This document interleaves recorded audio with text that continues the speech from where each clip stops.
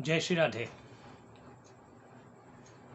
मित्रों, जैसा कि आप लोग जानते हैं, आगामी 18 जुलाई से श्रावण मास का अधिक मास आरंभ हो रहा है। आजकल गूगल की सहायता से इस सोशल मीडिया पर ज्ञान बांटने वाले बहुत सारे इकट्ठे हो गए हैं और तमाम मैंने वीडियो देखे हैं इस संबंध में। कच्चा और अधूरा ज्ञान वो लोग परोस रहे हैं, लोग उसी को पकड़ भी रहे हैं, क्योंकि जिनकी जितनी ज़्यादा बड़ी फॉलोअर्स होते हैं उनकी उतनी ज़्यादा बात फैलती है। ऐसे ही किसी व्यक्ति की बात को मैंने सुना तो मैंने उसमें कमेंट कर दिया कि इनका ज्ञान अधूरा है। तो इस बात पर मुझे काफ़ी लोगों ने प्रश्न किया कि अच्छा, आप इनका ज्ञान अधूरा है तो आप ही पूरा कर दो। तो मैंने सोचा कि उनको मैं कहूँ इससे पूर्व मैं अपने मित्रों के सामने बात प्रस्तुत कर दूं, क्योंकि आजकल कॉपीराइट का मामला है।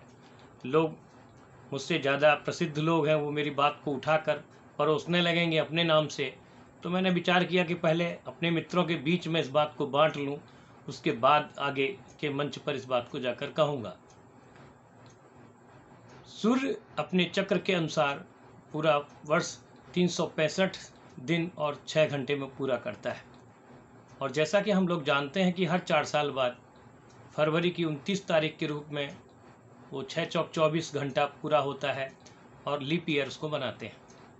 लेकिन चंद्रमा के जो चांद्रमास हैं वो साल भर में केवल 354 दिन के आसपास पड़ता है, और इस वजह से हर तीसरे साल 2 साल के अंतराल में 2 साल के बाद एक अधिक मास पड़ता है। लेकिन कभी ध्यान दिया है कि ये अधिक मास अक्सर वैशाख, जेठ, आषाढ़, सावन, भादो और क्वार के महीने में ही क्यों पड़ता है? कभी कभार चैत्र मास में भी पड़ जाता है, जैसा कि आगामी 2029 में होने वाला है। 2029 में जब गत वर्ष का चांद्रमास का चैत्र मास की अमावस्या होगी, उसके बाद अगले दिन से नवरात्रि आरंभ न होकर अधिक मास आरंभ होगा। लेकिन हम लोग वर्तमान में अधिक मास क्यों पड़ता है इसकी चर्चा कर रहे हैं। हम लोग जैसा कि जानते हैं कि चांद्रमास में एक पक्ष कृष्ण पक्ष कहलाता है और दूसरा पक्ष शुक्ल पक्ष कहलाता है। कृष्ण पक्ष की समाप्ति होती है अमावस्या के साथ और शुक्ल पक्ष की समाप्ति होती है पूर्णमासी के साथ। और जो सूर्य की जो मास है उसकी विशेषता है कि 12 महीने 12 संक्रांति के हिसाब से चलते हैं। इनमें से कुछ एक संक्रांतियां जो प्रसिद्ध हैं उनकी मैं आप लोगों के सामने बात रख दूं। आपने देखा होगा, सबसे पहले जनवरी में 15 जनवरी के दिन हम लोग मकर संक्रांति का उत्सव मनाते हैं और ये अखिल भारतीय रूप से हर जगह मनाया जाता है किसी न किसी रूप में। इसी प्रकार सितंबर की 17 या 18 तारीख में कन्या संक्रांति मनाई जाती है। आप जानते हैं कि पूरे भारत में विश्वकर्मा जयंती के रूप में मनाई जाती है। उसी प्रकार जो धनु राशि पर जो संक्रांति 15 दिसंबर को पड़ती है, उसके बाद आप देखते हैं कि सभी शुभ कार्यों को विश्राम दे दिया जाता है। तो ऐसे 12 मास की सभी संक्रांतियां बंधी हुई हैं। तो ऐसी मान्यता है कि जब कोई अमावस्या किसी संक्रांति को छूती है, अर्थात कोई अमावस्या संक्रांति के दिन पड़ती है और अगली संक्रांति से पूर्व या अगली संक्रांति को अमावस्या पड़ जाती है, तो उस मध्यकाल को अधिक मास कहा जाता है। इसलिए आपने अनुभव किया होगा कि प्राय अधिक मास जो है 15, 16, 17 इन तारीखों के उपरांत शुरू होता है और इन्हीं तारीखों के आसपास समाप्त होता है। अर्थात इस संक्रांति के मध्यकाल को ही अधिक मास कहा जाता है। और अब प्रश्न उठता है कि साहब, यहाँ तो मान लिया कि अधिक मास है, लेकिन यह अधिक मास प्राय वैशाख, जेठ, आषाढ़, सावन, भादो, क्वार में ही क्यों पड़ता है? इसका उत्तर इस प्रकार से है कि आप लोग जानते हैं कि साल का सबसे बड़ा दिन 22 जून होता है। उस दिन 15 घंटे के आसपास का दिन होता है और 9 घंटे के आसपास की रात होती है। उसी प्रकार इसके ठीक उलट 23 दिसंबर को 15 घंटे की रात होती है लगभग और 9 घंटे का दिन होता है। लेकिन आप ये जानते हैं अच्छी तरह कि 22 मार्च और 22 सितंबर, ये दो ऐसी तारीखें हैं जिसमें दिन और रात लगभग बराबर होते हैं।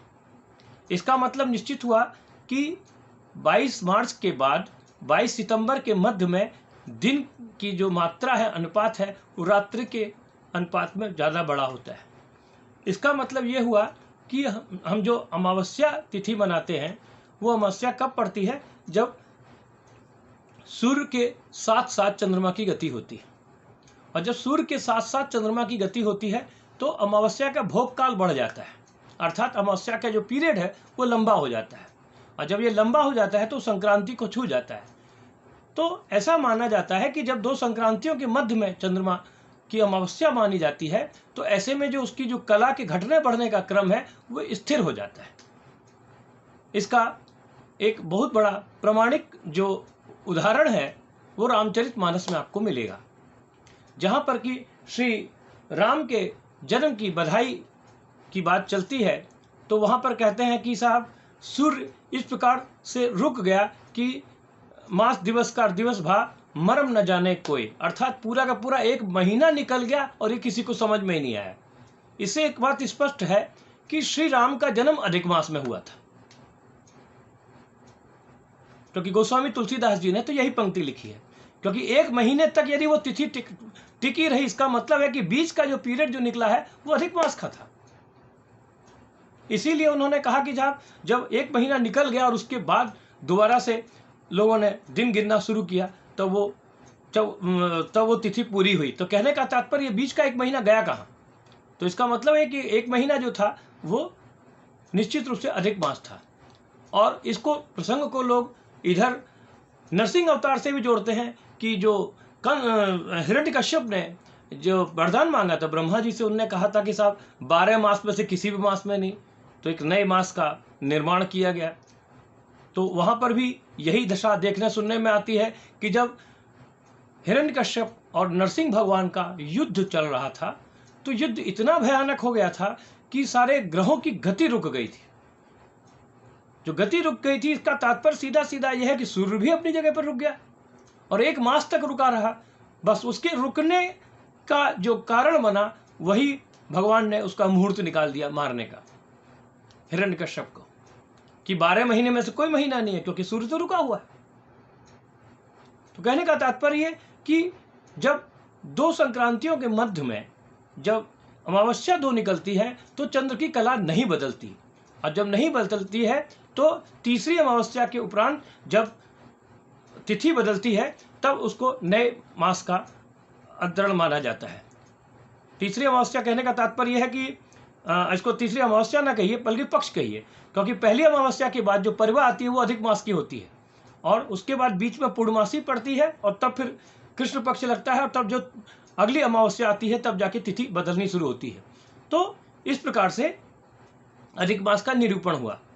अब इस प्रकार का ज्ञान तो वो लोग दे नहीं रहे हैं, तो मेरे को लगा कि आप लोगों के साथ में इसको शेयर करूं, आप लोग भी इसको शेयर करें। जिसकी अच्छी फॉलोअर्स फॉलोइंग होगी उनसे मेरी बात को बल मिलेगा और आप लोगों को मुझे मालूम है कि इस संबंध में अब आपके दिमाग में किसी प्रकार का कोई भी प्रश्न बाकी नहीं रह गया होगा।